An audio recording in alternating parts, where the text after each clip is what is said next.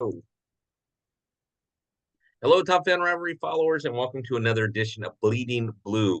That's Mikey right there. This is Bill. We are going to talk Dodgers. How the heck are you, Mikey? Beautiful. Beautiful. Yes.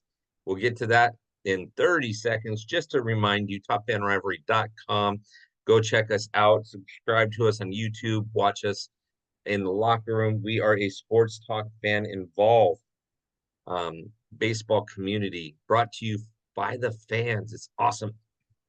Well, Mikey, we haven't talked for a week. Tell me about the Dodgers. I know that the Dodgers, since we last talked, went 5-2, but break it down for me. They've been battling since the Mookie Betts broken hand and Yamamoto going down with soreness. So uh they had a 4-2 road trip and then won in dynamic fashion last night. Down 5-4 in the ninth with nobody on and two out, and strung two extra base hits in a row, and then a walk-off single to win it off Seawald or whatever for the Diamondbacks. I mean, that's like the only he'd only given up like one run this year or something like something crazy. I mean, and then with two outs, just Will Smith hit one off the fence for a double. Freddie found the gap for a double, and Teoscar just does what Teoscar does and, grabbed his 58th or 59th RBI. That was a huge win. But a tough stretch coming up here with, Milwaukee. We have two more with the Diamondbacks, then three with Milwaukee.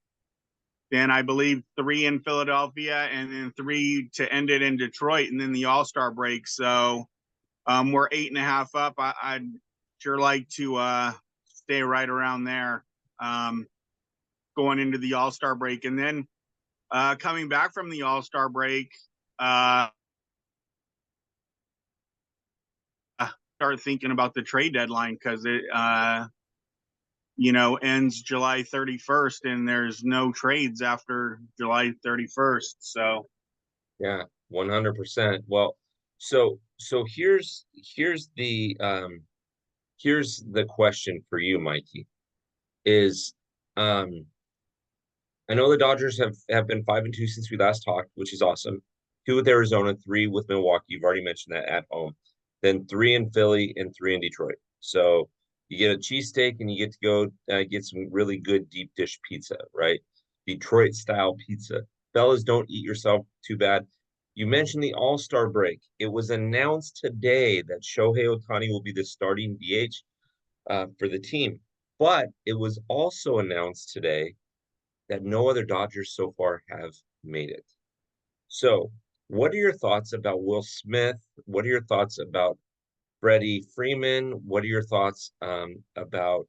Obviously, they're going to announce the pitching here pretty quick. Does Tyler Glass now make it? Like, what are your thoughts around here? well, Tyler Glasnow would not be my first pick as the Dodger All-Star pitcher. Gavin Stone, I think, has surpassed Tyler Glasnow. I mean, he's 8-2 on the year.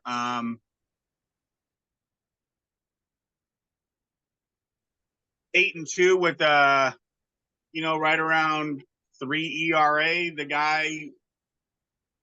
The guy's really been a savior considering the injuries we have with Yamamoto. Walker Buehler came back, wasn't really effective, went back on the IL because of a hip. Bobby Miller is, and love the kid, but he's a mental midget. He always seems to have one inning where he just pitched before, and luckily he got out of it and kept us in the game last night. They gave him a 2-0 lead. He quickly gave up 2 runs and then had the bases loaded with nobody out and then got out of it, thank goodness. Yeah. So he did a great job getting us out of it. But once stuff seems to steamroll, and it's the same way with Walker Buehler, and you can just see it on their faces. They do not hide their disgustness very well at all. You know what I mean? When they're upset, you can see. I think a poker face is better when you don't want them to know that it's eating you alive out there. You know what I mean? 100%. So I need to see Bobby Miller just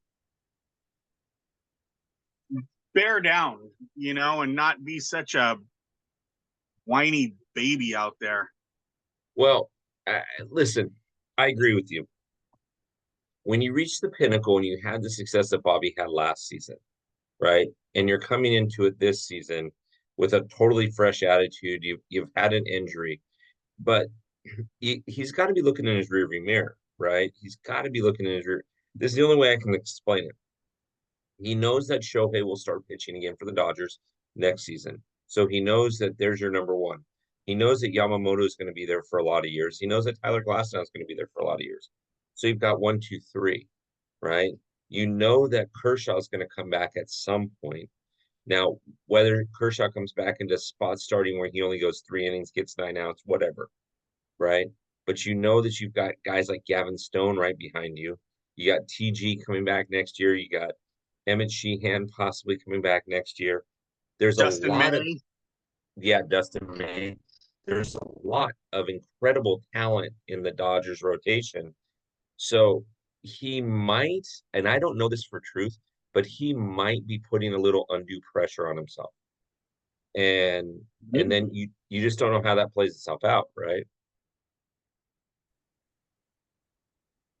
So Yeah, I don't know if he's really right though. I mean, he's topping out at about 97. And last year he threw I think the only guy who threw more pitches over 100 miles an hour was Hunter Green, or vice versa, one of those two. But he hit 100 constantly last year, and he's not sniffing 100 right now. So, I don't think he is fully back to normal anyway. So, but 97's plenty good if you're gonna,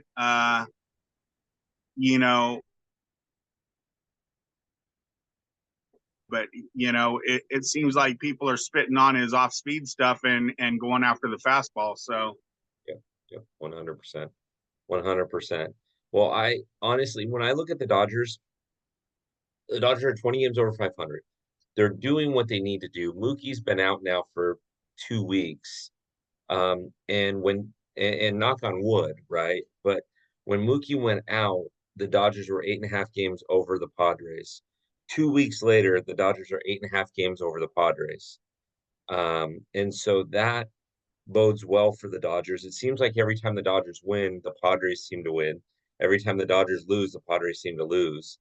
Or the Padres will pick up a game and then we'll get it right back.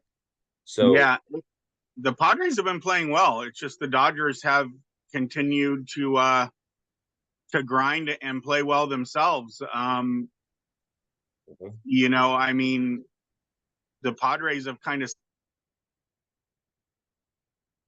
separated a bit. So yeah, the Dodgers, and I hate to use this term because you and I both know that it's dangerous. Dangerous at best, like a curse at worst, right?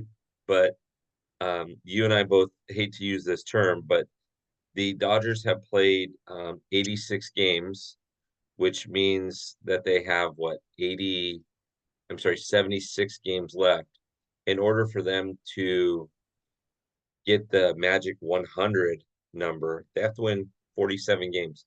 So 47 games out of 76 games, I think they've got a shot. I think they can do that. But even still, I think they do. I wouldn't say that's their be all end all. no. I think if they can find a way to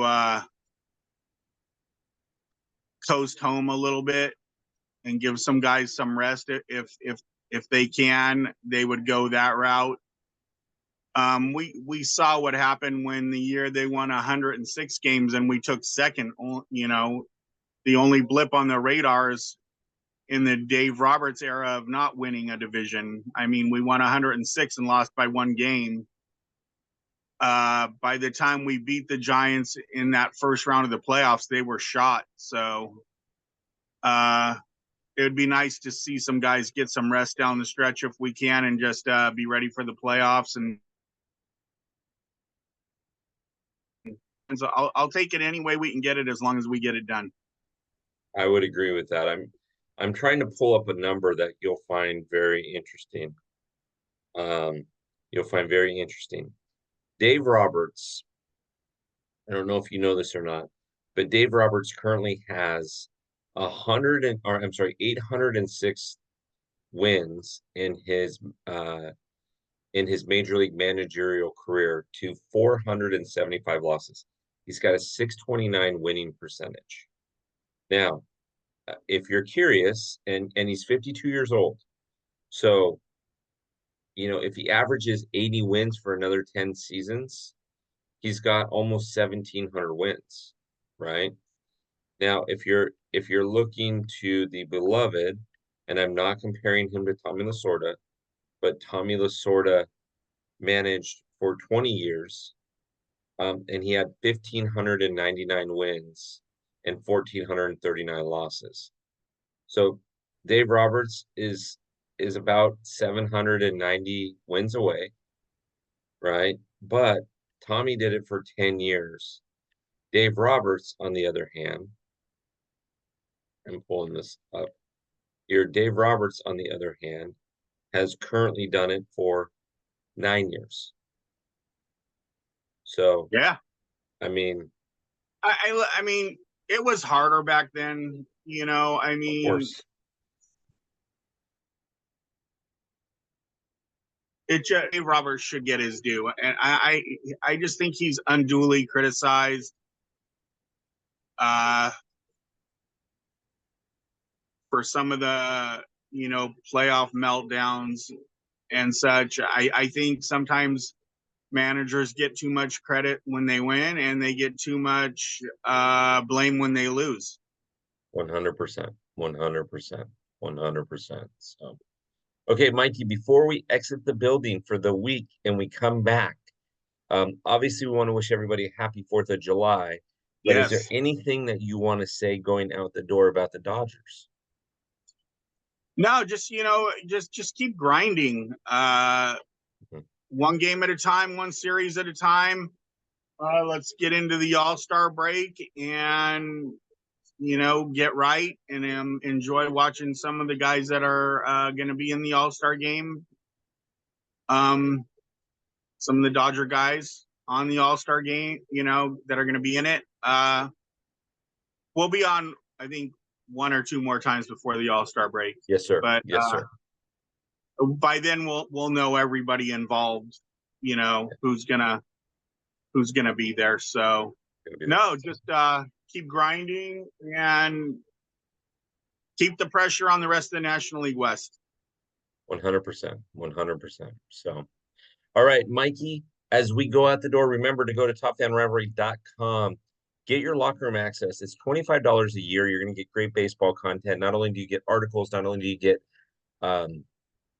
these podcasts, but you get access to events, to the meetups that we do. You get discounts on everything. If you're looking for a baseball community run by fans, this is it. Mikey, does it get better? No, it doesn't. I've met some nice people on here, so yeah, it's a good place to come and talk baseball and enjoy your fandom. Yeah.